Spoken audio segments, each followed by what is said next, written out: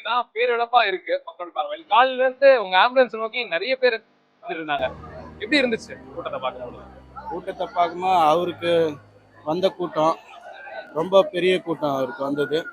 மக்கள்லாம் உண்மையிலேயே அவர் மேலே இவ்வளோ அன்பு வச்சுருக்காங்க.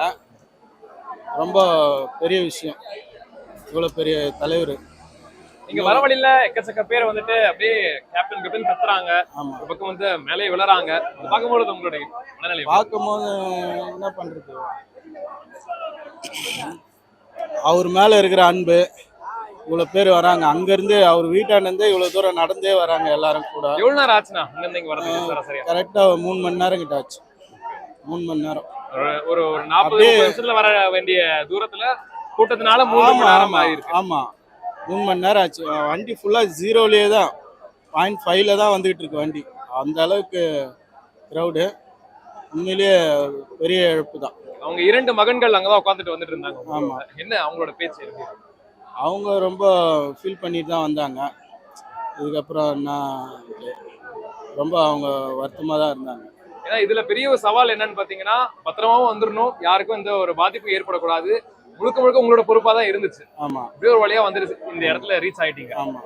எப்படி இருந்தது?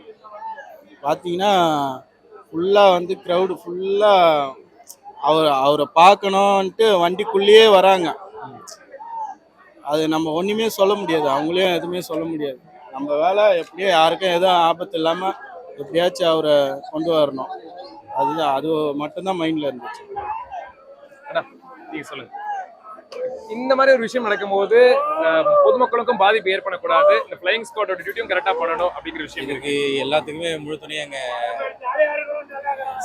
சாந்தகுமார் சார் தான், ஓனர் சாந்தகுமார் சார் தான். அவங்களுடைய ஒத்துழைப்பு தான் நாங்கள் வந்துட்டு கரெக்டாக ரூல்ஸ் அண்ட் ரெகுலேஷன்லாம் ஃபாலோ பண்ணி அவங்க கொடுத்த இன்ஸ்ட்ரக்ஷன் எல்லாம் ஃபாலோ பண்ணி கரெக்டாக நடந்து. என்ன விஷயம் சவாலா இருந்ததுன்னு நினைக்கிறீங்க? அங்க இருந்து இந்த இடத்துல ஓட்டிட்டு கூட்டம் தான் அதிகமாக இருந்துச்சு. கூட்டத்தை தான் எங்களால் சமாளிக்க முடியல, ஓரளவு சமாளிச்சிட்டோம்.